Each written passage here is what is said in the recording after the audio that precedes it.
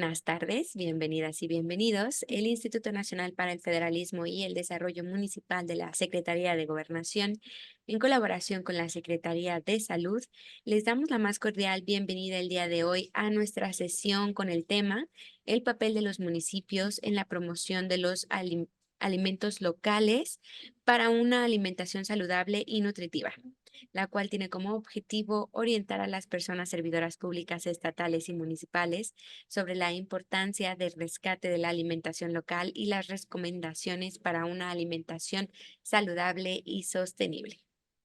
Agradecemos mucho el interés de las autoridades estatales y municipales que nos acompañan en Zoom y en nuestra sala contigua de Facebook. Para el INAFED es un gusto nuevamente estar aquí con todas y todos ustedes impartiendo este tema en nuestros diálogos virtuales y esperamos sea de su utilidad la información y las herramientas proporcionadas. Les comentamos que en caso de presentarse una situación no planeada durante la sesión como un sismo, pérdida de conexión a Internet o pérdida de luz, restableceremos la conexión para dar seguimiento a la sesión en el momento que no sea posible. Muchísimas gracias por su comprensión. A nombre del INAFED, me permito presentar a nuestro titular, el licenciado Ignacio Valle Fernández, y de igual forma me permito presentar a la licenciada Alma Marina Galicia Esquivel, directora de Coordinación Operativa. Por parte de la Secretaría de Salud, saludamos con gusto y le damos la más cordial bienvenida a la maestra Zaira Valderrama Álvarez, subdirectora de Políticas Intersectoriales en Salud. Y saludamos con gusto y le damos la más cordial bienvenida a nuestra ponente el día de hoy, la señora Carlos Santos, consultora del Programa Subregional de Alimentos Saludables de la Organización de las Naciones Unidas para la Alimentación y la Agricultura, la FAO. A continuación, siguiendo con el orden del día, daremos paso a nuestros mensajes y me permito cederle la palabra a nuestro titular, el licenciado Ignacio Valle Fernández. Adelante, coordinador. Muchas gracias, Leslie. Bueno, para decir a todas y todos ustedes que INAFED celebra que la cooperación que tenemos con la Secretaría de Salud para la divulgación de conocimientos que sean útiles a los diferentes municipios del país sigue adelante exitosamente y que en esta ocasión se ve complementado por otro espacio que favorece INAFED, que es la colaboración con organismos internacionales, como es el día de hoy la Organización de las Naciones Unidas para la Alimentación y la Agricultura, que conocemos normalmente por sus siglas FAO, y que permite que los conocimientos que se generan en otras partes del mundo, pero que puedan ser de utilidad por su aplicabilidad en nuestro espacio nacional, sean aprovechados. Muchas gracias, por lo tanto, a la ilustre ponente del día de hoy, la señora Carla Santos, de la FAO, que ya fue anunciada por nuestra compañera Leslie. En México, como en cualquier otra parte del mundo, es muy importante cuidar la nutrición de la gente. No algo tan elemental como es comer me lleva a decir que evidentemente no toda la gente, no todos nosotros, me incluyo, sabemos comer lo más saludable. Por eso, ahora en México se ha puesto todavía mayor atención que la anterior para señalar en los productos envasados qué productos tienen grasas, sodio y azúcares de más. La gente, aunque vea muchas veces esas señales, no puede romper automáticamente sus hábitos, pero lentamente, como ocurre con muchas cosas y costumbres positivas en la vida, se empieza actuando en los márgenes, pero poco a poco, y sobre todo las nuevas generaciones van aprendiendo, van tomando datos que permiten alimentarnos mejor y cambiar inclusive las nociones de lo que es estar bien nutrido. Yo recuerdo de hace algunos años el comentario de una buena madre que felicitaba a otra y porque le decía, mira nada más qué sanos están tus hijos, porque eran niños gordos, eran niños gordos. Pues hoy la mayor parte de nosotros sabemos que eso no es bienestar, estar bien nutrido. El sobrepeso y la obesidad son también una deformación y pueden inclusive esconder una forma de desnutrición. Por eso, todos nosotros tenemos obligación de difundir los conocimientos de lo que son realmente alimentos saludables. Y los más saludables en muchos espacios del país son los que se tienen a la mano, los que se producen regionalmente, porque tienen dos características nada despreciables. Una, la posibilidad de ser más fresco. La frescura de los alimentos es muy importante para que nutran adecuadamente a la gente. Segundo, cuando son de la región, cuando se producen cercanamente, eliminan muchos costos de transformación, industrialización y transporte. Es decir, son más baratos. No todo mundo puede tener la fortuna de que todos los alimentos sean así. Tenemos que ingerir muchos que son procesados y envasados, pero que no lo sean todos. Son para ciertas circunstancias.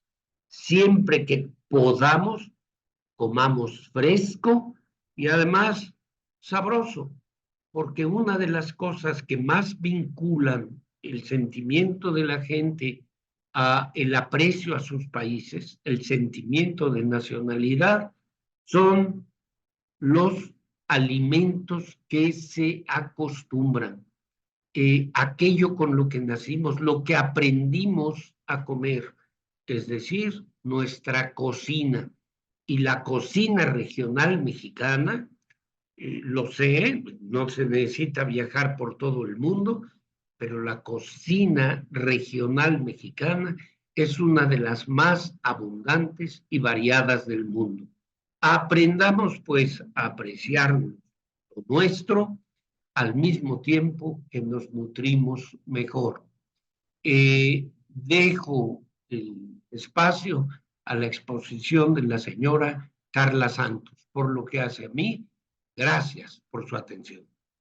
Agradecemos mucho este mensaje de bienvenida por parte de nuestro titular, el licenciado Ignacio Valle Fernández, y a continuación me permito cederle la palabra a la maestra Zaira Valderrama Álvarez para que nos brinde el mensaje. Adelante, maestra Zaira. Muchas gracias, buenas tardes a todos y a todas. La verdad, como siempre, es un gusto estar aquí con ustedes y qué mejor seguir con esta, como bien lo decía el coordinador, con esta exitosa alianza, este trabajo intersectorial que hemos estado trabajando desde hace mucho tiempo y que ahora se sume una organización internacional tan importante como la FAO, que es desde nosotros, desde donde tomamos pues todas estas recomendaciones, todas estas herramientas que hemos realizado para hacer estas recomendaciones de alimentación para la población mexicana, como las guías.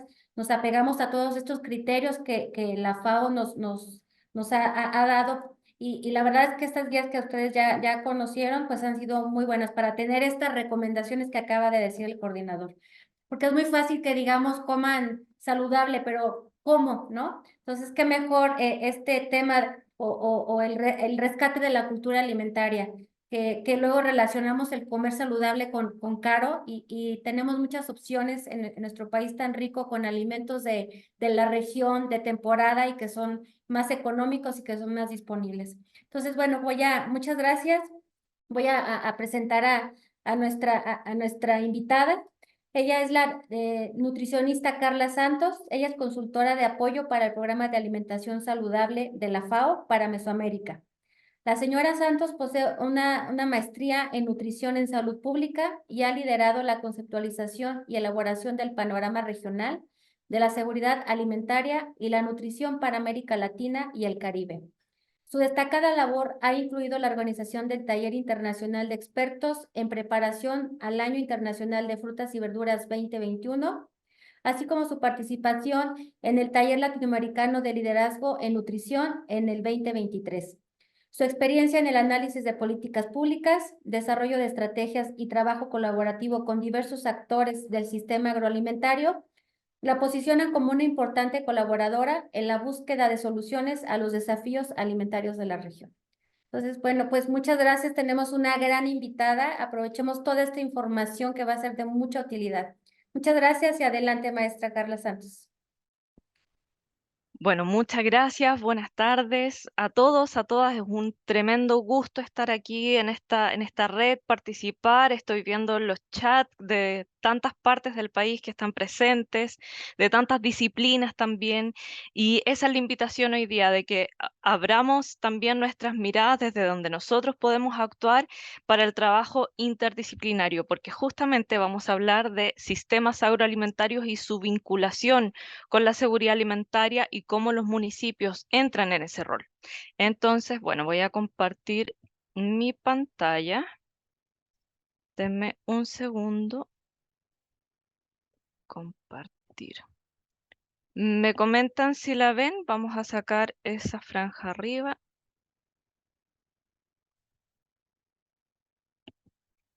¿Me confirmas, por favor, Leslie, si se ve?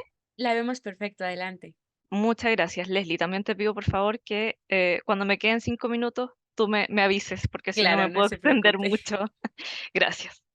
Bien, entonces les comentaba que hoy día vamos a hablar de esta interacción entre nutrición y sistemas agroalimentarios. Quiero esta primera diapositiva, quiero que la miremos bien y quiero que miremos primero este cuadrito rojo. Yo sé que está en inglés, pero vamos a ir traduciendo.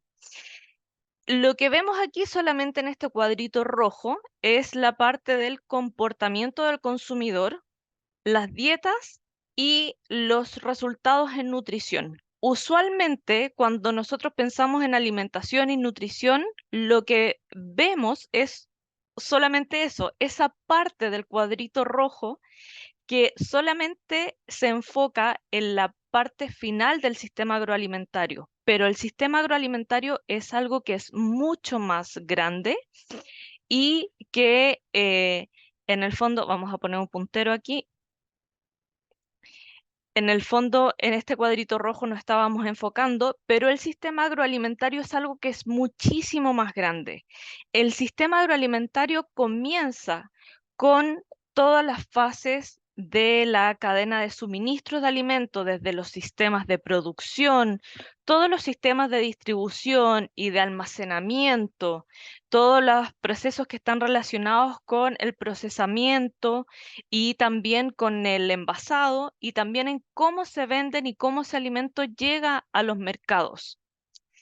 Luego pasamos a una segunda etapa, que son los ambientes alimentarios. ¿Qué encontramos en los ambientes alimentarios? Este es el choque en el fondo de los dos mundos entre la producción y cómo los consumidores nos integramos a este sistema productivo. Entonces acá en la parte de los ambientes alimentarios es donde encontramos la disponibilidad de alimentos que estén disponibles, pero además que sean asequibles, el acceso económico en segundo lugar, y también vemos en estos entornos alimentarios todos los sistemas de publicidad, de marketing que hacen las industrias, pequeños productores, todo, no solamente industrias grandes, sino que de todos los tipos de publicidad. Y también encontramos algo que es muy importante, que es la inocuidad alimentaria. Pero arriba ustedes se van a fijar en que además encontramos esta otra parte, que son todos los factores físicos, ambientales, todos los factores que pueden promover un consumo de alimentos saludables, como las innovaciones, la tecnología, o también promover otros tipos de alimentos. Están también todos los factores económicos, políticos, socioculturales, como ya se mencionaba en un inicio, ¿cierto? De que nosotros aprendemos a comer y de ahí vamos replicando nuestros patrones, y todos los factores demográficos. ¿Cómo podemos nosotros incidir en estos sistemas agroalimentarios? Lo vemos acá abajo, con acciones que sean políticas, programáticas e institucionales. Por lo tanto, yo aplaudo esta red donde puedan tratarse estos temas ya a un nivel de municipio, donde son muchas las acciones que se pueden interactuar entre ustedes para lograr alguna transformación. Y acá abajo lo que vemos son las dimensiones de la seguridad alimentaria, es decir, que estos alimentos estén disponibles, que sean accesibles y que también se puedan utilizar. ¿Por qué me detengo tanto en esto? Porque esta es la base para ir entendiendo todas las interacciones de las cuales vamos a hablar después entre modificación de los ambientes alimentarios, dietas saludables, entre otros. Entonces, bien. En segundo lugar, les quiero comentar cuál es el contexto regional y nacional. Pero no puedo hablar de cifras sin también mostrarles cómo la FAO define estas cifras, porque usualmente nos pasa que hablamos de hambre, hablamos de inseguridad alimentaria, hablamos de malnutrición, pero muchas veces son conceptos que no se comprenden bien, porque además son muy similares. Entonces acá les traigo cómo nosotros desde la FAO entendemos el hambre y la inseguridad alimentaria. En primer lugar, el hambre es lo mismo que la subalimentación, lo llamamos de las dos formas. ¿Y qué es esto? Es cuando los individuos no tienen la cantidad suficiente de alimentos para tener la energía suficiente para llevar una vida normal. Y esta estimación se realiza a través del requerimiento mínimo de esa población, de cuánto están consumiendo y además de la disponibilidad al interior de los países de los alimentos. Por lo tanto, esta sensación de hambre es una sensación dolorosa, no es solamente la sensación de no tener alimentos en un día, sino que muchas veces eso ya se hace lamentablemente parte de una situación que es más crónica. Y por otra parte está la inseguridad alimentaria. Y la inseguridad alimentaria es un acceso que está limitado por factores principalmente que son económicos. Pero esto no solamente es a un alimento a cualquiera, porque yo podría no tener acceso, por ejemplo, al pan. Yo soy chilena y parte de la dieta alimentaria en Chile, parte de ese comportamiento es mucho al pan. Pero el pan no es un alimento tan nutritivo, ¿verdad? Esto, la inseguridad alimentaria, se refiere al acceso a los alimentos, pero nutritivos. Y esa es la base y esa es la diferencia, porque en el fondo nosotros lo que estamos tratando de medir con la escala FIES, con la escala que mide la inseguridad alimentaria, es justamente que estas personas puedan, que todos nosotros podamos acceder a alimentos nutritivos que sean suficientes tanto en cantidad como en calidad y también en inocuidad. Ahora, ¿por qué también hablamos nosotros de malnutrición? Nosotros hablamos de malnutrición y nos referimos a dos formas de malnutrición, tanto a la malnutrición por déficit como la malnutrición por exceso. La malnutrición por déficit es lo que nosotros vinculamos a la desnutrición, aguda, que se ve en los niños, al retraso en el crecimiento. Y aquí yo les traigo una foto, esta es una imagen real tomada a través de una resonancia magnética. Y lo que ven acá son dos lactantes entre 2 y 3 meses de edad. Y lo que ustedes van a ver a la izquierda, acá en el puntero, es un lactante con retraso en el crecimiento. Estas fibras doradas son los axones, son esas ramificaciones, ¿cierto?, de las neuronas que hacen estas interconexiones neuronales para que ese lactante pueda aprender. Y acá lo que ven es cómo estas fibras realmente están disminuidas en cantidad. Y acá al lado derecho tienen un lactante que no tiene retraso en el crecimiento y que tiene la misma edad. También podemos ver cómo este cerebro tiene muchas más conexiones neuronales que lo que tiene este lactante que sí tiene un retraso en el crecimiento. Este retraso en el crecimiento se puede dar porque de forma sostenida este lactante no ha recibido la nutrición adecuada. 2 a 3 meses de edad solamente debería recibir leche materna. Entonces, con esto quiero graficar la importancia de la nutrición desde temprana edad. Y por otra parte, vamos a ver también cuáles son los efectos de la malnutrición por exceso. Hoy día tenemos esta preocupación que es global en términos de salud pública. En 2022, según cifras de la Organización Mundial de Salud, 1 de cada 8 personas en el mundo era obesa. Y si es que recordamos un poco, desde 1990 más o menos, es que ya hemos visto cómo esta obesidad se ha ido duplicando entre los adultos en todo el mundo, pero llama más la atención las cifras cuando vemos a los adolescentes, porque estas cifras en los adolescentes desde 1990 en términos de obesidad se han cuatriplicado. Y ya en el año 2022, hace 2 años atrás, en el mundo existían 2.500 millones de personas sobre los 18 años con sobrepeso.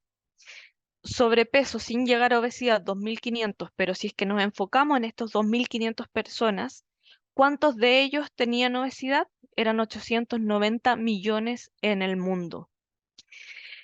¿Qué es lo preocupante? Que somos nosotros los adultos los que estamos educando a nuestros niños. Podemos tener hijos, podemos no tenerlos, pero también tenemos sobrinos, estamos dentro de una sociedad. Nosotros como adultos damos el ejemplo. Entonces, estos niños están aprendiendo de nuestro comportamiento y hay estudios incluso en los que, porque antes se pensaba que la obesidad era solamente genética, se traspasaba, era hereditario, pero luego los investigadores se comenzaron a dar cuenta de que había algo más allá que la genética y que era el ambiente. Hay estudios donde en un ambiente obesogénico a nivel familiar, ellos adoptan un niño fuera de la familia y este niño también, a pesar de no tener ese componente genético de la familia, también termina desarrollando obesidad. ¿Por qué? Por el ambiente en el que está viviendo. ¿Cuál es el problema? Esto se ha recalcado en muchas partes, no es la primera vez que obviamente lo vamos a decir, pero es importante mencionar que por qué la obesidad es tan crítica y es por el riesgo de diabetes tipo 2, por las enfermedades al corazón, porque ya sabemos que afecta la salud de los huesos, afecta la reproducción, afecta también el riesgo de padecer cáncer y hoy día lamentablemente estamos viendo una crisis en salud pública ya con niños a muy temprana edad, 12 años, que están desarrollando infartos al corazón, dislipidemia, hipertensión, etcétera. Entonces, em, en América Latina y el Caribe tenemos estos dos desafíos. Por una parte, tenemos esta situación de hambre, de inseguridad alimentaria, pero también tenemos altas tasas de prevalencia de sobrepeso. Entonces decimos que tenemos la doble carga de la malnutrición y es porque conviven en el fondo en una sola región o en un solo país muchas veces también estas dos altas prevalencias. Afortunadamente, si lo vemos en términos macro de la región completa, América Latina y el Caribe, poniendo todos los países juntos, podemos decir que la prevalencia del hambre entre el 2021 y el 2022 disminuyó en 0,5 puntos porcentuales. Aún así, no podemos decir que esto es una tendencia, porque esta es la primera medición que la FAO ve en la que este indicador disminuye post pandemia. Por lo tanto, no podemos decir que está empezando a disminuir. Tenemos que esperar las nuevas mediciones y también ahí los invito a que estén atentos porque en más o menos en julio, no hay una fecha prevista aún, pero en julio la FAO publica todos los años su reporte mundial SOFI, el reporte del Estado Mundial de la Seguridad Alimentaria, donde aparece esta nueva actualización. También podemos decir que la inseguridad alimentaria en la región disminuyó, pero lamentablemente la prevalencia del sobrepeso en niños en menores de 5 años es del 8.6%. Eso está sobre el promedio mundial. Y en cuanto a la obesidad en adultos en toda la región, podemos decir que 1 de cada 5 adultos tiene obesidad. Y además a esto le sumamos que como estamos pensando en este sistema agroalimentario y que el estado nutricional es la fase final, el resultado de todo este sistema agroalimentario, también tenemos que sumar aquí el componente de los precios. Esta región, América Latina y el Caribe, si nosotros promediamos todos los países, nosotros tenemos el costo de una dieta saludable más alta, incluso por sobre la estimación mundial.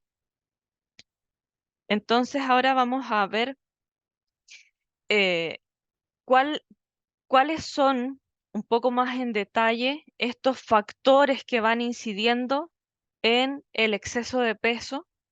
Como les decía yo, el sobrepeso infantil es algo bastante alarmante. Acá encontramos estos gráficos, en las gráficas azules, estas barras azules indican el promedio de América Latina y el Caribe. Vemos cómo desde 1990 hacia el 2019 ha ido tendiendo al alza, superado, si es que desglosamos nosotros por subregión, notablemente por Sudamérica, pero el Caribe ha tenido también una tendencia muy elevada al alza, que también es preocupante, ¿no? Acá les quiero mostrar esta gráfica que es importante porque en el fondo nosotros podemos comprender a partir de esta gráfica por qué es mejor tratar de hacer cambios poblacionales de comportamiento más que tratar de rescatar a unos pocos. ¿Por qué? Porque en el fondo las personas que están acá abajo vemos el nivel de riesgo de padecer alguna enfermedad, alguna cardiopatía, algún padecimiento relacionado con la alimentación.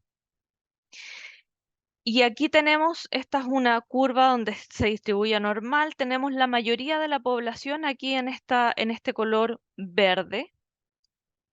Si es que nosotros tratamos de llevar a toda la población, de empujarla hacia un menor riesgo en términos de su comportamiento en estilos de vida saludable, vamos a mover a toda la curva de población versus seguir haciendo más de lo mismo como nosotros probablemente estamos tratando de dejar de hacerlo y por eso se están dando todos estos diálogos, ¿cierto? Con distintos actores a nivel de municipio, etcétera. Si es que nosotros tratamos solamente de enfocarnos en las personas que tienen mayor riesgo, la mayoría de estas personas va a seguir avanzando hacia esta curva, hacia esta fracción de peligro. Y por eso es tan importante que nuestras acciones sean a nivel de municipio, de entorno alimentario, de país, de familia, etcétera. Es decir, llevar nuestra promoción en salud hacia nuestros entornos. Y pensemos cómo nosotros podemos incidir en nuestros entornos. No necesito que me respondan, pero probablemente ustedes viven, y estoy por supuesto generalizando, pero probablemente todos nosotros vivimos en una casa donde interactuamos con más personas, tenemos un trabajo donde también interactuamos con más personas y tenemos una ciudad. Por lo tanto, podemos hacer incidencia en nuestro cambio de comportamiento a nivel de nuestra familia, a nivel de nuestro entorno laboral, a nivel comunal, de barrio, por urbanización y, por supuesto, luego a nivel país. Ahora, necesito volver a este tema tan importante de la inflación de los alimentos. ¿Por qué? Porque es importante que vayamos comprendiendo que incluso aunque nosotros tratemos de dar lo mejor de nosotros mismos en cambiar nuestro comportamiento, hay factores que son externos a uno, como la inflación general, ya medidas de macroeconomía. Lo que se estaba viendo incluso antes de la pandemia, si se fijan hasta acá más o menos, por aquí es el punto de corte desde antes de la pandemia hacia la izquierda y luego de la pandemia hacia la derecha. Lo que nosotros estábamos viendo en América Latina y el Caribe es que la inflación anual del IPC exclusivamente de alimentos ya se estaba viendo elevada incluso antes de la pandemia. Y lo que pasó durante la pandemia es que el IPC de los alimentos subió por sobre el IPC general. Y cuando nosotros desglosamos por grupos de alimentos, acá me quiero enfocar en Mesoamérica, puesto que México para esta medición está dentro de los países de Mesoamérica. Me quiero enfocar en estas dos líneas acá, en la morada y en la amarilla. La morada corresponde a las verduras y la amarilla a los alimentos de origen animal. Estos dos grupos de alimentos son los que mayor contribución tienen al costo de una dieta saludable. Cuando los consumidores, y acá nos incluimos todos, porque todos somos consumidores, vemos que cuando vamos a comprar, adquirir nuestros alimentos, hay tanta diferencia en el precio en verduras, lo más probable es que esa persona va a disminuir su consumo de verduras y va a reemplazar por alimentos que sean más densos en energía y que por supuesto llenen más, den esta sensación de saciedad. Eso es lo primero que ocurre. Cambiamos primero la calidad y después disminuimos la cantidad. Y en términos de los alimentos de origen animal, se ha visto que estos son reemplazados de igual forma por alimentos de origen animal, pero procesados. Es decir, las personas ya no compran, por ejemplo, la carne de res, sino que compran algún alimento procesado como una hamburguesa. Y mucho ya después en el tiempo se ve que esta progresión, este reemplazo de los alimentos son, por ejemplo, de origen animal hacia legumbres, por ejemplo. Entonces, esto es importante tenerlo en cuenta, saber cómo los comportamientos poblacionales también actúan frente a estos cambios en los precios. Y detrás de todo esto, tenemos que sumar que con el cambio climático, las metas sobre alimentación están cada vez más fuera de el alcance. No sé si ustedes sabían, pero hoy día ningún país en el mundo está en vías de alcanzar el Objetivo de Desarrollo Sostenible número 2 relacionado con el hambre cero. Estas son proyecciones en que acá se muestran antes de la pandemia, en la línea azul, acá es el punto de quiebre, 2019. Antes de la pandemia, esta era la proyección que nosotros podíamos ver en términos de personas padeciendo de hambre, como a 2030 no se iba a cumplir el hambre cero, pero sí las personas iban a alcanzar los 470 millones de personas con hambre hacia 2030. Estas son proyecciones. ¿Qué pasó? Vino la guerra en Ucrania y estas proyecciones subieron, porque la guerra en Ucrania tuvo graves repercusiones también en el precio de los insumos agrícolas, en los fertilizantes, en combustibles y en otras cadenas. Y hoy día las proyecciones actuales, que esta línea roja que ustedes ven punteadas acá, por supuesto, ya no apuntan a lograr 471 millones de personas con hambre, sino que son proyecciones que hablan alrededor de 600 millones de personas con hambre a 2030. Y por supuesto, no sabemos qué puede pasar, pero estas son proyecciones. No sabemos si se van a cumplir o no. Acá al lado derecho les quiero mostrar lo que se llama los límites planetarios. Sabemos que hay 8 sistemas de límites planetarios en los que la Tierra como sistema puede proveer sistemas que nos alberguen, que nos den alimentos, que tengamos unos recursos naturales sin contaminación, etcétera. Hoy día todos estos límites planetarios se están rompiendo. Todos estos límites seguros, que es donde está la franja verde, todos estos límites planetarios se están sobrepasando. Entonces, si es que vemos, por ejemplo, acá en los flujos biogeoquímicos de fósforo, de nitrógeno, ya estamos súper sobrepasados en el límite de seguridad de actuación de los sistemas planetarios. Si es que vemos también, por ejemplo, acá en todo lo que es integridad de la biosfera, también estamos sobrepasando. Y si se fijan acá en términos de cambio climático, este es solo uno de esos componentes de los límites planetarios. Por lo tanto, el llamado acá es cómo podemos también nosotros ir pensando no solamente en hacer que la producción sea más sostenible, sino que también el consumo de alimentos sea más sostenible.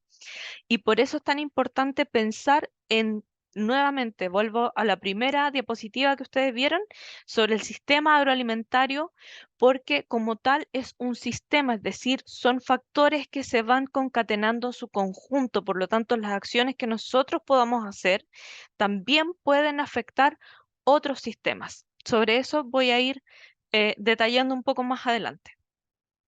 Me quiero detener también un poco en la situación nutricional en México. Estas son cifras que están tomadas del panorama regional de la seguridad alimentaria y la nutrición, que todos los años la FAO también pone a disposición para que podamos ver cuáles son las cifras, ver cuáles son las tendencias. Entonces vuelvo a esta definición. Hablábamos de hambre, de subalimentación y también hablábamos de inseguridad alimentaria. En México, la inseguridad alimentaria, según las cifras del reporte de este año, alcanzan a 35 millones de personas. Esto quiere decir que en México hay 35 millones de personas que no pueden acceder económicamente a alimentos nutritivos y que además sean inocuos. Si es que empezamos a ver la prevalencia de sobrepeso en menores de 5 años, acá están todos los países de América Latina y el Caribe, pero podemos ver México y vamos a ver una barra y un punto. La barra es 2022 y el punto corresponde a la medición del año 2000. Se ha visto una pequeña baja, pero tampoco podemos guiarnos tanto por este número, porque si se fijan, esta baja es muy pequeñita. Este era el 6% y este es el 8%. Esta diferencia acá corresponde entre el 0,6 o 0,8 puntos porcentuales. Por lo tanto, si bien ha habido una tendencia a disminuir, esta tendencia ha sido pequeñita. Vamos a ver ahora la prevalencia de obesidad en adultos. Y acá está México. La barra era el 2016, que llega al 28,9%. Esta es la última medición que se tiene, que se reporta en este informe y que está hecha por la Organización Mundial de la Salud. Recordemos que el punto azul acá es el año 2000, por lo tanto en 16 años ha sido bastante importante la tendencia al alza que se ha tenido. Y cuando hablamos de dietas saludables, de cuántas personas pueden o no pueden acceder, vemos que también ha habido afortunadamente una disminución en el porcentaje. Lo que se ha visto en América Latina y el Caribe es que post pandemia, con todos estos paquetes de reactivación económica, gracias también a la ampliación de la cobertura de los sistemas de protección social, varios países han podido compensar un poco estas alzas en los precios a través de distintos tipos de ayuda, como la entrega de las canastas de alimentos, como entregas de cupones, etcétera. Ahora, cuando ponemos un poco más en orden las ideas y decimos, bueno, tenemos una crisis de inseguridad alimentaria, de hambre, de malnutrición, pero ¿cuáles son las causas y qué consecuencias tiene? Tenemos que decir que las causas son multifactoriales.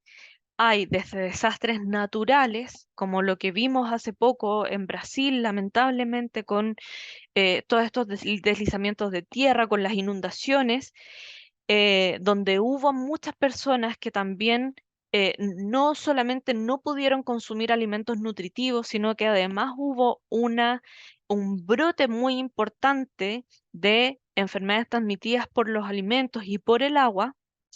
Vemos que las causas como el cambio climático, donde hemos visto que los países están cambiando también sus patrones de siembra, de cosecha.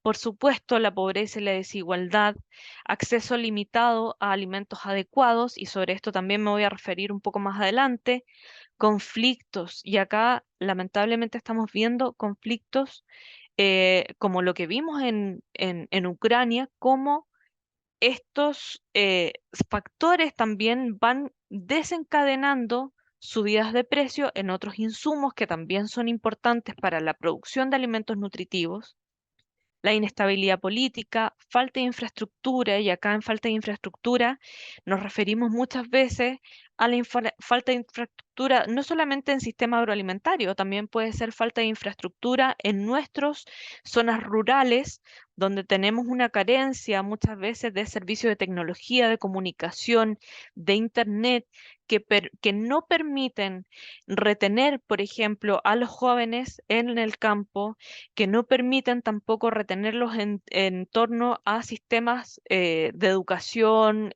universitaria, y donde además esta falta de infraestructura digital también repercute en que el emprendedor, por ejemplo, que quiere eh, vender sus alimentos nutritivos producidos en su campo, muchas veces no tiene las herramientas digitales también para poder vender. ¿Y qué consecuencias? Yo creo que esto ya no vale la pena repetirlo para no gastar tiempo aquí, pero por supuesto mortalidad infantil, que es lo que hemos visto lamentablemente en los últimos años, impactos en la salud materna, inestabilidad social, porque el hambre conlleva a crisis, a protestas, y eso es también vale la pena mencionarlo. Ahora, si es que nos vamos directamente a la obesidad, ¿qué cosa la causa? Este cuadro lo resume muy bien. Los cambios en los patrones alimentarios, lo que se mencionaba en la introducción, ¿cierto? Cómo nosotros podemos rescatar esa cultura alimentaria sostenible, nuestra gastronomía de cada país para traspasarla. Hoy día, lamentablemente, hemos visto que muchas veces por falta de tiempo también, no solamente por falta de recursos económicos. Hoy día el consumo de alimentos que son cada vez más procesados, que están listos para comer, es muchas veces, en un cierto sentido, comillas, necesario para poder tener comida rápida por la falta de tiempo. Por supuesto, la inactividad física es cosa de ver cuando uno puede ver, optar por una escalera normal, ¿cierto? O por la escalera mecánica. La mayoría de la gente se va a ir por una escalera mecánica en vez de preferir la escalera normal. El elevado consumo de productos ultraprocesados, por supuesto, y un sistema alimentario, acá en el cuadrito de la derecha al último, un sistema alimentario que produzca un ambiente obesogénico. Y esto es importante porque cuando nosotros pensamos a nivel de municipio, entonces ya aquí podemos empezar a ver cuáles son las luces de por dónde podemos empezar a incidir en nuestros propios entornos para que sean cada vez más saludables. Y acá quiero en la siguiente diapositiva. Esto, por supuesto, no pretende ser ninguna clase universitaria, pero sí es necesario mencionar por qué es tan peligrosa este aumento de grasa en nuestros organismos por este consumo tan alto de productos ultraprocesados, por inactividad física. Y es porque cuando vemos acá estas gotitas esto es una célula adiposa, ¿cierto? Llena de grasita, estas gotitas amarillas, que son los adipocitos. Ellos la verdad es que no son, como se pensaba antes, unas células que solamente guardara grasa. Hoy día se sabe que estos adipocitos son capaces de llamar a macrófagos, de llamar a bastantes sustancias que están relacionadas con inflamación. ¿Y qué pasa con esta inflamación? Es que vamos desarrollando una inflamación que no es externa, sino que es interna. Nuestros órganos se empiezan a inflamar y empezamos en respuesta a esa inflamación, a generar también mayor insulina.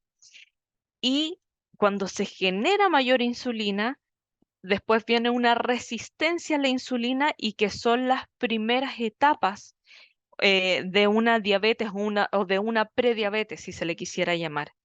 Entonces, por eso es tan importante empezar a cuidar a nuestros escolares también y a los niños menores de 5 años. Ya vimos las gráficas, como esta tendencia al alza en el sobrepeso en niños menores de 5 años es tan importante y, eh, y por eso es también que hoy día vemos unas tasas más elevadas de hipertensión, de infarto, etcétera.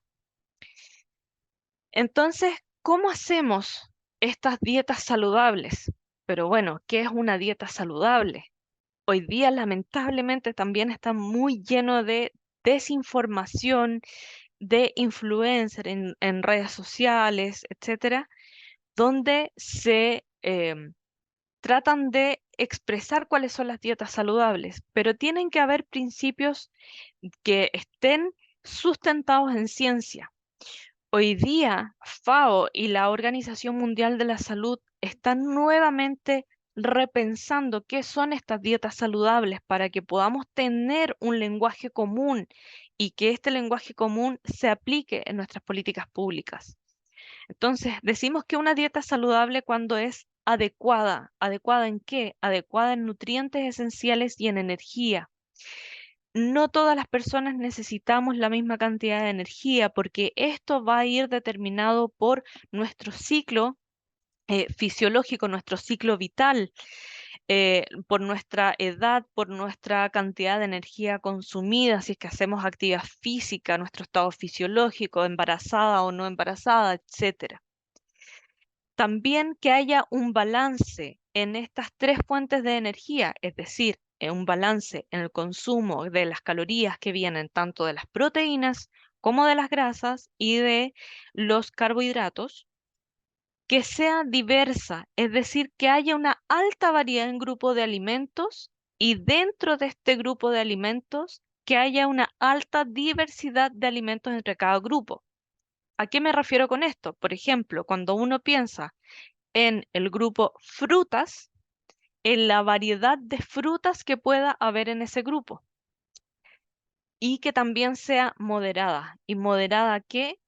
Moderada en estos componentes dietéticos que están asociados con los riesgos en salud.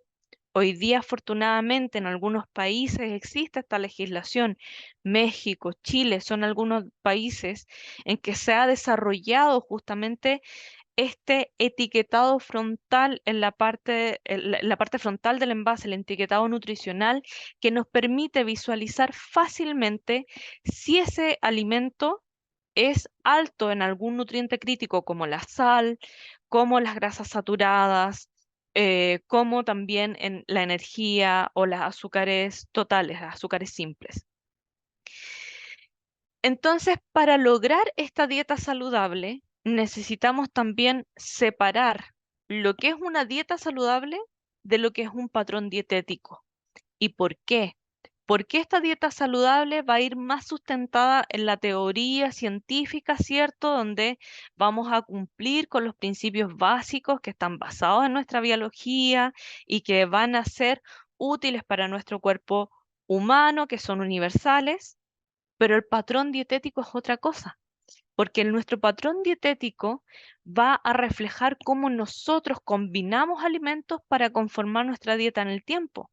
Entonces acá entran otros factores, no solamente la biología, sino que esto ya va a ser altamente contextual porque va a haber un patrón cultural, un patrón familiar, un patrón de nuestro ambiente alimentario, ya sea en nuestro entorno laboral o en nuestras escuelas, etcétera.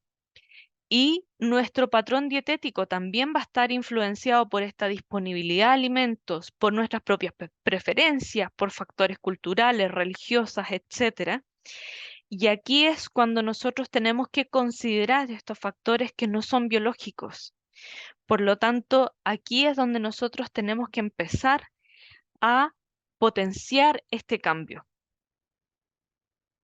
En la siguiente diapositiva, esto está tomado de un estudio que hizo una revisión sistemática de qué pasa con esta cadena de productos ultraprocesados. Ellos querían tratar de ver si estos productos ultraprocesados solamente tenían alguna incidencia en términos de sostenibilidad que fuera a nivel de la producción, pero además querían ver toda la cadena. Entonces vieron, ellos proponen este esquema de cómo los ultraprocesados tienen algunas externalidades negativas, tanto en los sistemas productivos como en el procesamiento, en el envase y la distribución, y también a nivel del consumo en los domicilios, en la preparación y en las cadenas de retail, en las cadenas minoristas. Quiero enfocarme acá donde está este circulito porque este es un poco más, esta parte en el fondo de la cadena es donde está un poco más relacionada con el nivel de los municipios y los sistemas de acción las líneas de acción que nosotros podríamos tomar en torno a los ultraprocesados. Y aquí vemos, por ejemplo, la forma en que nosotros disponemos los residuos alimentarios, llámese los envases, pero también cómo nosotros disponemos los desperdicios alimentarios. Esto, como externalidad negativa del consumo de ultraprocesados, también está, por supuesto, los resultados en salud que están relacionados con enfermedad y están relacionados también con emisiones de gases de efecto invernadero, eh, que están asociadas durante las cadenas de refrigeración, del procesamiento, del transporte, de la venta al minoreo. Entonces, por eso también es importante ir hablando de cómo nuestras dietas no solamente afectan nuestros resultados en salud, que si se fijan, es solamente este cuadrito de acá, sino que además cómo nuestras dietas pueden ir impactando nuestro ambiente. Y por eso hablamos hoy día de que nuestras dietas no solamente sean saludables, sino que además sean sostenibles. Es decir, que nuestros patrones dietéticos, que ya vimos que no solamente son estas condiciones biológicas, sino que además nuestros entornos social de nuestro comportamiento alimentario, cómo nosotros podemos promover el bienestar, nuestro bienestar, pero además el bienestar planetario, teniendo bajo impacto ambiental en la forma de de cómo se producen. Por lo tanto, el poder del consumidor es algo que puede ser bastante importante. Es cosa de ver cómo nosotros, perdón, los consumidores de Europa, por ejemplo, han ejercido una influencia que ha sido bastante importante en términos de lograr hoy día etiquetados que están apuntando hacia la sostenibilidad, como también desde estos acuerdos de Unión Europea, con ser más respetuosos también con los sistemas productivos, cómo están impactando en sus propios mecanismos de importación de alimentos, y por eso hoy día desde América también tenemos que pensar cómo poder que nuestra producción sea más sostenible y poder cumplir con esos requisitos de sostenibilidad que hoy día afortunadamente se están exigiendo. Entonces, estas dietas saludables y sostenibles, por supuesto, buscan contribuir a la prevención de la malnutrición en todas sus formas. Ya vimos que tanto para la malnutrición por déficit como la malnutrición por exceso, la receta aquí sería única, que es una dieta saludable, ¿cierto? Y acá en la siguiente diapositiva les quiero mostrar cómo eh, este sistema agroalimentario que nosotros veíamos en un inicio tiene ciertos impactos que no solamente son en nuestra ciudad, sino que lo que hemos visto es que no hay una división. Cuando uno piensa en las ciudades, no hay un límite, es decir, hasta acá es urbano y hasta acá es rural, sino que hay un continuo rural-urbano. Entonces, ¿cómo nosotros desde una perspectiva de ciudad, o al revés, como de una perspectiva de un municipio rural, podemos vincularnos con municipios urbanos y viceversa? ¿Por qué? Porque hay entre la producción y entre el comportamiento de los consumidores y las dietas, existen estos segmentos intermedios donde nosotros podemos apelar a fortalecer la logística de estos alimentos nutritivos, la elaboración, la venta al por mayor y los segmentos finales, que es la parte de la comercialización, la venta al por menor y los comercios. Entonces acá vemos que ahora se abren nuevos horizontes, es decir, podemos desarrollar cadenas de valor que estén orientadas a los alimentos nutritivos, podemos promover las cadenas más cortas de comercialización, acercando también los mercados a los consumidores, y por otra parte, los mercados a los productores, respetando un precio justo también, y aprovechar estas instancias de los mercados también para poder hacer una educación alimentaria. Pero esto lo quiero tocar en un video un poco más adelante. Entonces, ya vamos vislumbrando ciertas luces. ¿Cómo podemos hacer entonces para que las ciudades sean un poco más sostenibles y saludables?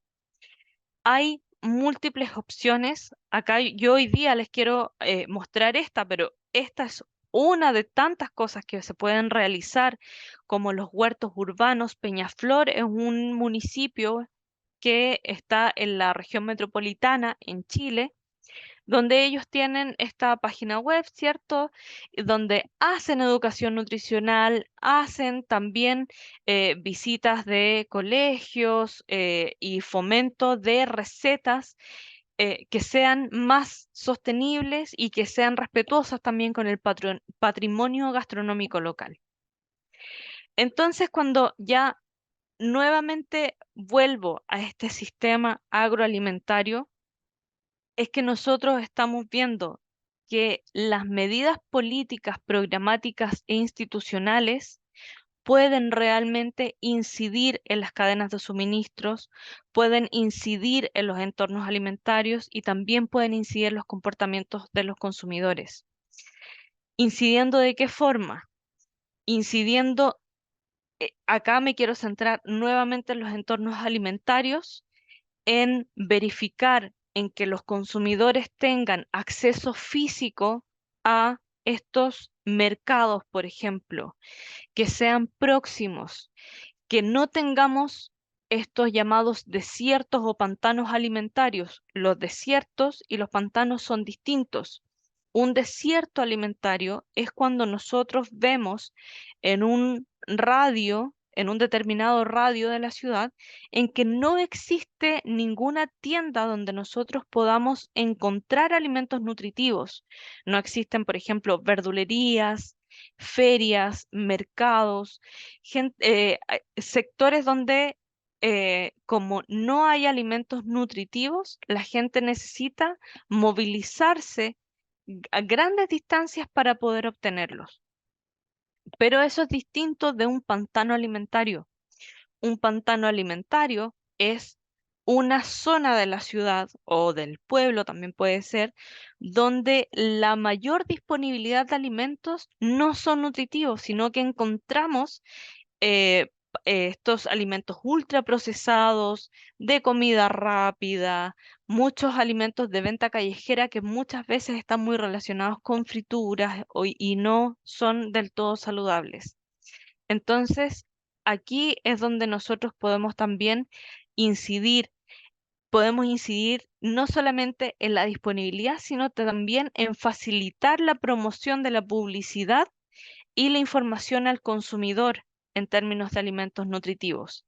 Y por supuesto, en toda la vinculación técnica de capacitación con organismos técnicos de cómo promovemos que emprendedores tengan la suficiente capacitación y conocimientos en términos de inocuidad de los alimentos para asegurar que esas cadenas de valor no se rompan las cadenas de frío y no tengamos tampoco brotes de enfermedades de transmisión alimentaria. Pero acá nuevamente se complejiza un poco y nuevamente podemos pensar en cómo municipios pueden ser una parte de la solución dentro de estas políticas, porque el sistema agroalimentario es un pequeño sistema de toda nuestra sociedad.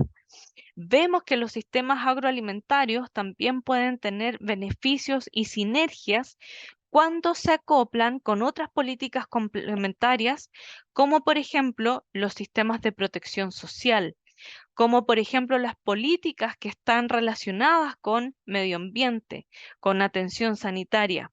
Hoy día vemos una fuerte tendencia a que los sistemas de protección social estén enfocados también en la nutrición. Es decir, en que cuando se vinculen con alimentos, no solamente entreguen alimentos, sino que estos alimentos sean adecuados para la población objetivo a la cual yo quiero cubrir con estos programas de protección social. Y así es como al hacer sinergias con otras políticas complementarias, y por eso me agrada tanto ver en el chat al inicio que hay tantos participantes de distintas áreas, es cuando nosotros podemos realizar mayores resultados es justamente al acoplar los sistemas agroalimentarios con otros sistemas. Entonces ahí podemos tener una visión mucho más amplia de qué hacemos, por ejemplo, con nuestros desperdicios alimentarios. Podemos hacer sistemas de compost de los huertos urbanos, de educación alimentaria en los mercados mayoristas, en las ferias libres, en las escuelas, en los entornos alimentarios que están relacionados con la parte laboral, etc. Y acá les quiero mostrar, también un poco siguiendo la línea esta que hablábamos de cambio climático, esto está tomado del IPCC, del 2019, del Panel Intergubernamental de Expertos en Cambio Climático de las Naciones Unidas.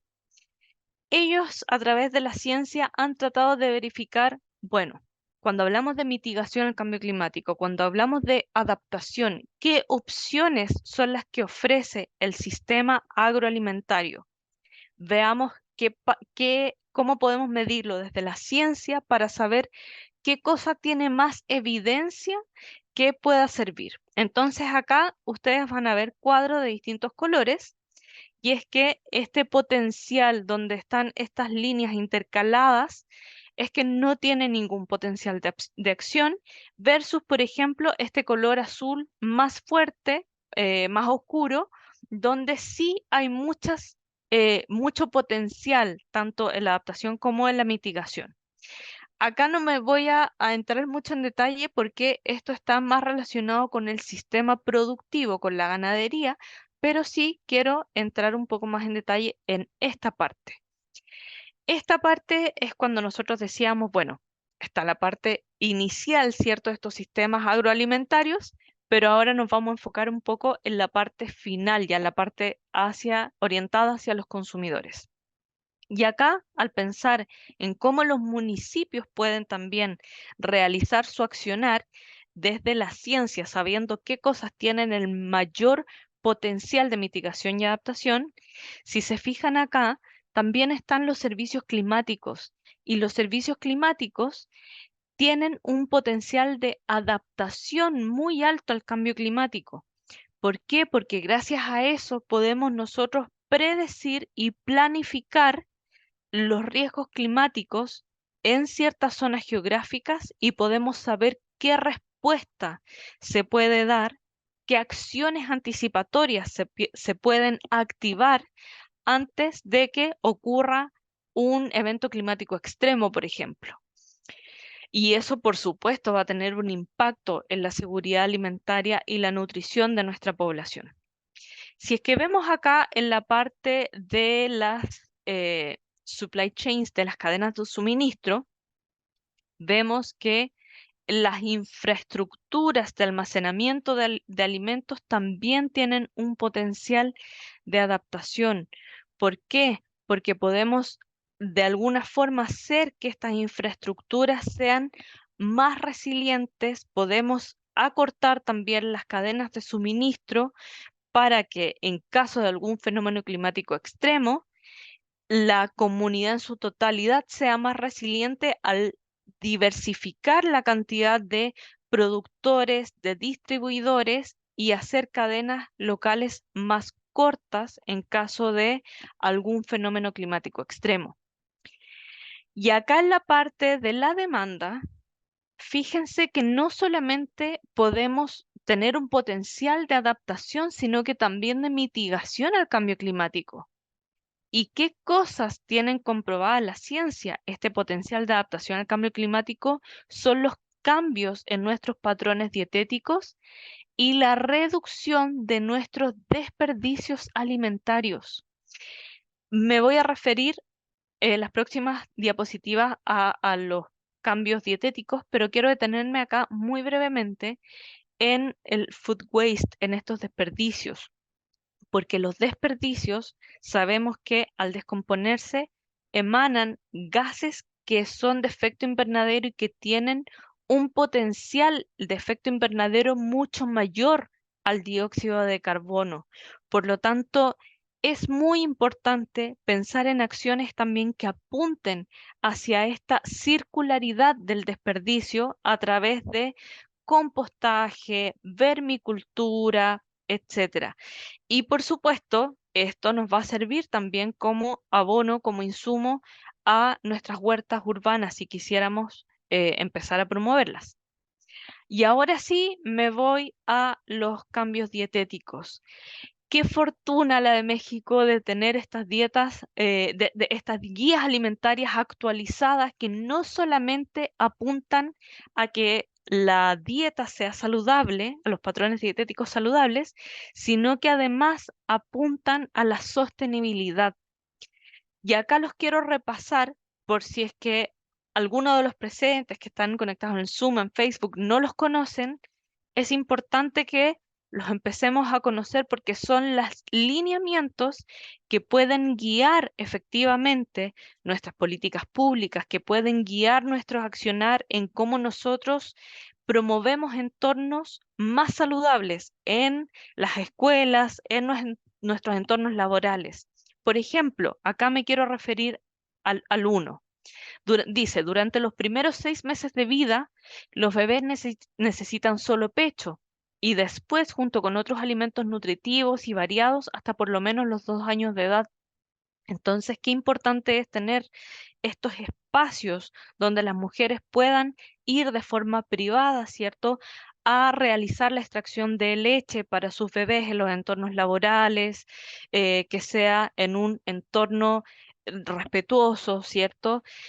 Qué importante es también las licencias de postnatal, prenatal, para que ese embarazo llegue a buen término y pueda iniciar con una lactancia materna exclusiva, exitosa. etcétera. Entonces, por eso es tan importante ver estos mensajes para que nosotros podamos pensar más allá en cómo podemos nosotros incidir. Nuevamente, insisto, desde nuestras familias, nuestro entorno laboral, nuestro entorno comunal. Dice el segundo mensaje, más verduras y frutas frescas, no procesadas, frescas en todas nuestras comidas. Las de temporadas que son más económicas y cuando sea posible, las de producción local. Se fijan que acá estamos incorporando componentes del sistema agroalimentario, estamos hablando de producción local, no estamos solamente apuntando al comportamiento del consumidor, de decir, consuma más frutas y verduras. No, no, no, sino que estamos vinculando con las partes primarias de las cadenas de producción. El tercer mensaje, consumamos diariamente, no 2 veces a la semana, no, diariamente frijoles, lentejas o habas preparados como guisados, sopas o con verduras. ¿Por qué? Además nos da el motivo. Tienen proteínas y fibra, son prácticas y son económicas. Cuarto mensaje, elijamos cereales integrales o de granos enteros como las tortillas de maíz, avena, arroz o tubérculos como la papa porque tienen vitaminas, fibra y dan energía. Siguientes mensajes. Dice, comamos menos carne de res y carnes procesadas. En su lugar, consumamos más frijoles, lentejas, huevo, pollo o pescado por nuestra salud y la del planeta. Nuevamente, el enfoque de sostenibilidad. Elijamos más alimentos de origen vegetal. Mensaje número 6. Evitemos los alimentos ultraprocesados como los embutidos, las papitas, galletas, pan dulce y cereales de caja, ya que tienen mucha grasa, sal y azúcar. Elijamos los alimentos sin sellos o con el menor número de sellos. 7. Tomemos agua natural a lo largo del día y con todas nuestras comidas en lugar de bebidas azucaradas como los refrescos, jugos, aguas preparadas con sobres en polvo y bebidas deportivas que pueden dañar nuestra salud. 8. Evitemos el consumo de alcohol por el bienestar de nuestra salud física y mental y de nuestras familias. 9. Hagamos más actividad física como caminar, correr, bailar, en lugar de pasar tiempo sentados o frente a la pantalla, celulares, televisión, videojuegos y otras. Cada movimiento cuenta. Número 10. Disfrutemos de nuestros alimentos en familia o con amigos cuando sea posible. Participemos todos en la planeación y preparación de las comidas sin desperdiciar alimentos.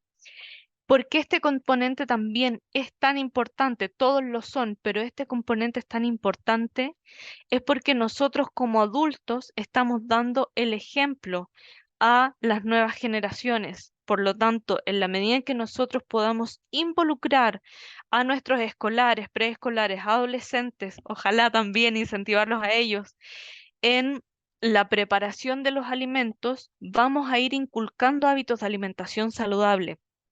¿Por qué también es tan importante los adolescentes? Porque ellos después pueden ser los estudiantes universitarios que tengan que migrar del hogar y necesitamos también darles estas habilidades culinarias para que ellos puedan preparar sus alimentos saludables y no depender de estos alimentos de preparación rápida, ¿cierto? Como los ultraprocesados. En esta siguiente diapositiva, solamente para mencionarlo, por supuesto, no es para leer el plan completo, pero sí para mencionar que la CELAC, la Comunidad de Estados Latinoamericanos y Caribeños, recientemente aprobó y publicó este plan para la seguridad alimentaria, nutrición y erradicación del hambre, que se basa en estos 4 pilares. Y en estos 4 pilares, por supuesto, podemos vislumbrar cuáles son las líneas de acción eh, que apuntan a todo el sistema agroalimentario. En primer lugar, este pilar 1 sobre los marcos jurídicos e institucionales apunta a fortalecerlos. ¿Para qué? Para que se articulen entre ellos y podamos fortalecer la seguridad alimentaria, pero con un enfoque de género. ¿Y por qué también es importante este enfoque de género? sin desmerecer, por supuesto, el enfoque étnico y racial y la perspectiva de derechos humanos, eso también es importante, pero este enfoque de género es importante porque cuando nosotros vemos la desagregación del indicador de inseguridad alimentaria, vemos que América Latina y el Caribe tiene la mayor brecha en términos de inseguridad alimentaria al comparar mujeres versus hombres. Hay una brecha de 10 puntos porcentuales donde es más prevalente la inseguridad alimentaria en las mujeres que en los hombres. Y esto no solamente pasa por términos económicos, de no tener la igualdad de salario, ¿cierto? Sino que también por una desigualdad en el acceso físico a los alimentos y en el acceso social a los alimentos. Está este segundo pilar sobre producción sostenible, donde este plan promueve la producción sostenible de alimentos que sean, por supuesto, inocuos, también nutritivos, pero esta producción sostenible acá se le hace énfasis en que tenga esta pertinencia cultural y territorial, como por ejemplo lo pueden ver ustedes en las experiencias de Conavío, ¿cierto? Con estas canastas regionales de alimentación mexicana que son distintas para cada una de las regiones y que fue un proyecto del Fondo Verde del Clima enfocado particularmente en la biodiversidad. Está este tercer pilar también sobre las dietas saludables y acá no solamente hablamos de las dietas saludables como lo que ya habíamos visto, que sean adecuadas, sino que este pilar se basa en garantizar la asequibilidad, es decir, que existan medidas que fortalezcan o promuevan más bien el acceso económico a los alimentos nutritivos. Y por supuesto, este cuarto componente relacionado con la sostenibilidad del sistema agroalimentario ya es algo que está en nuestro vocabulario y que cada vez va a ser más fuerte porque necesitamos hacer frente al cambio climático no solamente desde una componente de sostenibilidad, sino que también de resiliencia. Porque ¿qué hemos visto? Que los fenómenos climáticos extremos se están haciendo cada vez más frecuentes en número, pero también en intensidad, lo cual implica que la respuesta a ese fenómeno climático extremo para las poblaciones también va a requerir un componente de alimentación, pero de alimentación nutritiva y adecuada, donde se también vislumbre cuáles van a ser las necesidades de mi población objetivo en términos de embarazadas, de lactantes, de personas mayores, etc. Entonces, después de todo lo dicho, ya hemos mencionado huertos urbanos, hemos mencionado los entornos. Acá es necesario también cómo la alimentación escolar es una política educativa que sirve para promover esta vida saludable, porque los escolares muchas veces ellos permean otros ambientes, lo que aprenden ellos en sus escuelas como cultura. Hemos visto casos exitosos de, por ejemplo, separar residuos, cómo ellos llevan e incentivan a sus familias y cómo también ellos han permeado a sus familias en modificar patrones de alimentación relacionados con evitar sellos, con saber elegir más frutas y verduras, están más interesados también en los huertos del colegio, de cómo ellos pueden interactuar con esas plantas en un inicio y después ya ver toda la transición hacia los frutos. Entonces, hemos visto que el potencial que tiene la alimentación escolar, cuando esta alimentación escolar se piensa como un programa completo que tiene distintos componentes, sí puede lograr efectos muy positivos en las comunidades. Y aquí es necesario mencionar las escuelas sostenibles. La FAO está promoviendo la metodología de escuelas sostenibles que consta de estos 6 componentes. En primer lugar, de esta articulación interinstitucional e intersectorial, puesto que necesitamos no solamente promover la educación alimentaria, sino que necesitamos promover que todo el aparato interinstitucional de compras públicas desde la agricultura familiar, el transporte, que los agricultores familiares también tengan la capacitación técnica necesaria para el cooperativismo, por ejemplo, y para cumplir con los estándares de inocuidad, que además los docentes y toda la comunidad escolar tengan este entendimiento de las dietas saludables para poder promoverlo, etc. En segundo lugar, que haya esta participación social y ciudadana, no solamente hacer educación alimentaria en los escolares, sino que también pensar más ampliamente en hacer estas intervenciones a nivel comunitario, como por ejemplo maratones, huertos urbanos donde se reúnan varias escuelas, invitar a la familia también a la escuela, etc. En tercer componente, la educación alimentaria propiamente tal y huertos escolares, mejoramiento de la infraestructura. Muchas veces hablamos de dietas saludables, alimentos nutritivos, pero muchas veces al interior de las escuelas existen grandes deficiencias en términos de infraestructura, ya sea por... hemos visto, por ejemplo, falta de agua potable, hemos visto falta de refrigeración, de equipos de refrigeración para mantener los alimentos nutritivos. Entonces, también se requiere mirar este componente de la infraestructura, de adaptar los menús que sean no solamente saludables, sino que también que tengan una pertinencia cultural.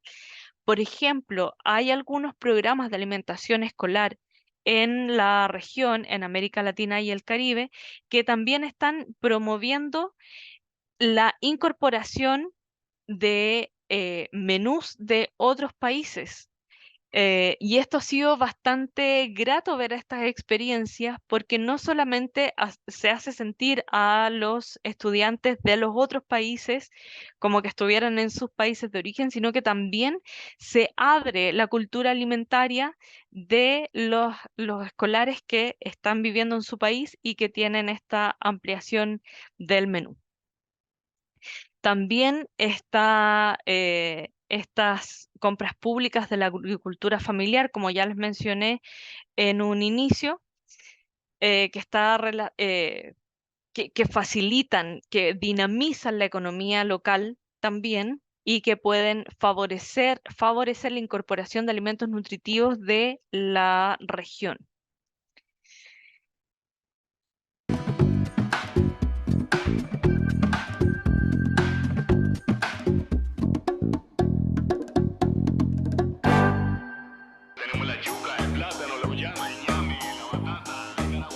Hola, buenos días, Bessie, ¿cómo me le va?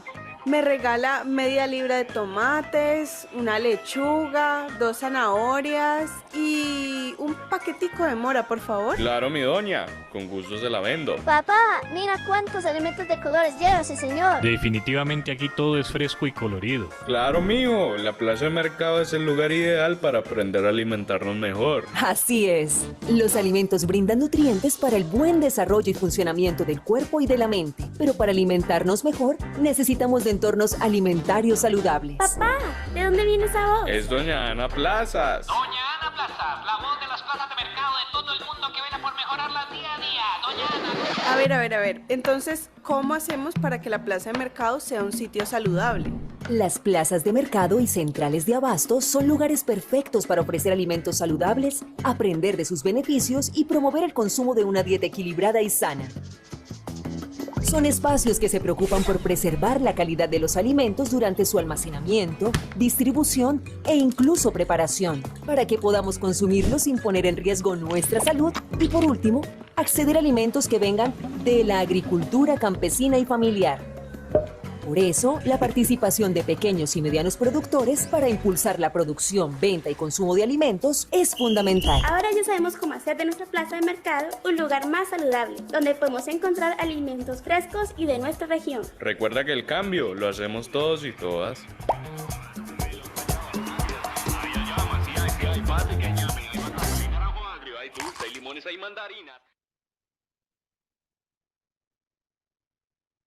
Entonces, bien, para finalizar, este video de los entornos alimentarios saludables era justamente para mostrar esta interacción, ¿cierto? Cuando hablábamos de las etapas primarias del sistema agroalimentario con las etapas finales, cómo interactúan ellos en unas etapas intermedias, podríamos llamarlo, y que son justamente este entorno alimentario y que los mercados son una muy buena oportunidad para hacer estrategias de circularidad, hacer educación alimentaria, promover también la reducción del desperdicio de alimentos a través del rescate de alimentos que muchas veces están en buenas condiciones y que se pueden donar a fundaciones, a casas de acogida, etc.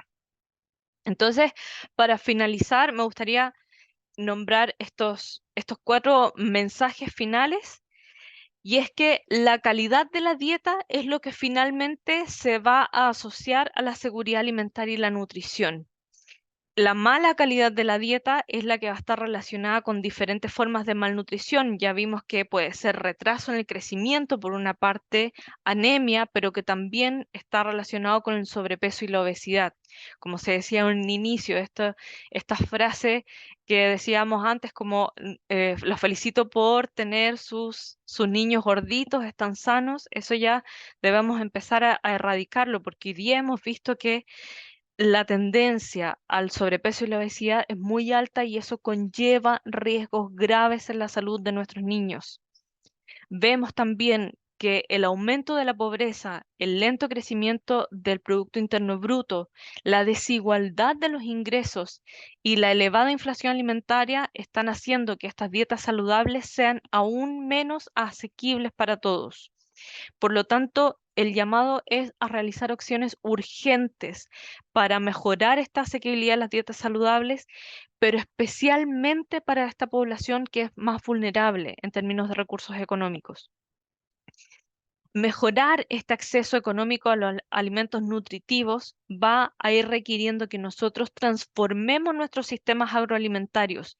Y la verdad es que la evidencia nos muestra que una acción no va a ser el resultado, sino que se necesita que estas acciones sean de forma concatenada para lograr un impacto positivo. Por lo tanto, aunque nosotros podamos pensar, bueno, provengo de un municipio pequeño o de uno grande, todo va a tener un impacto si es que nosotros pensamos también que existe este continuo rural urbano entre las ciudades y las zonas rurales.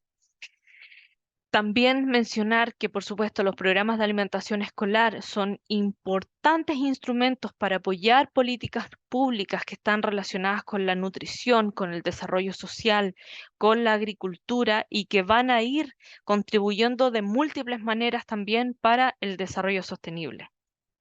Y acá quiero cerrar con una frase. Esta frase no es mía, esta es una cita del doctor Ríos, del doctor Israel Ríos, también de la FAO, en que nos dice nos invita, ¿cierto?, a que nosotros también tomemos la decisión, porque nosotros también somos consumidores y nosotros en nuestras manos tenemos el poder supremo, el poder de elegir. Cada decisión que tomas, por pequeña que ésta sea, tiene el potencial de cambiar tu vida y de las que te rodean. No subestimen la fuerza de tus elecciones, pues en ellas se encuentra el camino hacia tu destino. Elige con sabiduría, elige con amor, elige con valentía. Recuerda que el futuro está en tus manos. Y con eso finalizo. Muchas gracias.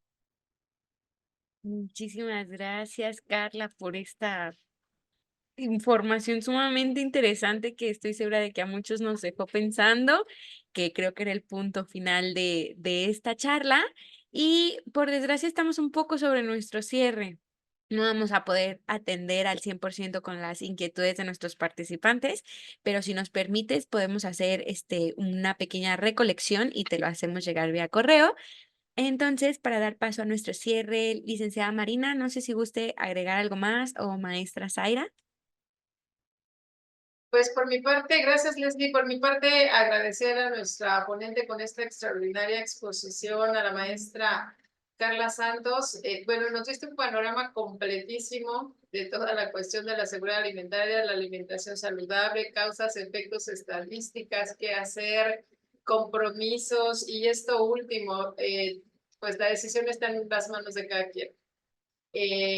La importancia, a mí me impactó esa imagen del cerebro de los niños en desarrollo, un niño malnutrido y un niño bien nutrido, pues creo que ahí tenemos el claro ejemplo de lo que no debía suceder en el mundo, de que a partir de esta buena alimentación y este desarrollo neurológico nos da los potenciales y las capacidades que necesitamos para desarrollarnos a lo largo de la vida, pero también para cerrar estas brechas de desigualdad a partir de las oportunidades de acuerdo a estas capacidades que podamos desarrollar. Y en esta etapa está una de las muchas claves y de las soluciones para el problema. Pues por mi parte sería el comentario, no sé, maestra Zaira, si quieres decir algún mensaje antes de cerrar la sesión. Pues agradecerle, maestra Carla. La verdad es que, como bien lo dijimos en un inicio, gracias por toda esta información y que tenemos acceso a todos los que estuvieron aquí conectados y bueno, lo más importante, que la utilicemos y que sepan que desde aquí de la Secretaría de Salud de nuestro país, desde la Dirección General de Promoción de la Salud, estamos realizando todas estas recomendaciones que nos están haciendo las organizaciones internacionales y que, bueno, los invitamos a que consulten todos estos materiales en la página de promoción de la salud, estas guías, estas recomendaciones que nos presentó la maestra Carla Santos, pues están ahí. Y más que estén ahí, bueno, que las utilicemos y los llevemos a cabo todas estas recomendaciones. Muchas gracias a la FAO, muchas gracias a la INAFED y gracias a todas las personas que están conectados. Y bueno, nos veremos en las siguientes sesiones. Así es, maestra Zaira, muchas gracias. Y pues les invito a la siguiente sesión, que es el día 11 de junio, para este ciclo de salud que está diverso, está amplio, y el tema es la participación municipal en el combate de las enfermedades transmitidas por mosquitos, que es el 11 de junio a la 1 de la tarde, los esperamos. Y pues por nuestra parte, nuevamente agradecer, maestra Carla Santos, maestra Zaira Valderrama, esta participación. Agradecemos a las autoridades de salud por esta colaboración, al maestro Agustín López González, director general de promoción de la salud, al doctor José Antonio Moreno Sánchez, director de estrategias y desarrollo de entornos saludables, y por supuesto a la doctora Adriana Stanford Camargo por todas las gestiones que hace para esta colaboración interinstitucional. Y a nombre de la Secretaría de Gobernación, del INAFED y el subtitular, el licenciado Ignacio Valle Fernández, les damos a todas y a todos las gracias por su tiempo en esta sesión. Que tengan muy buenas tardes. Muchas gracias. Hasta luego, muchas gracias.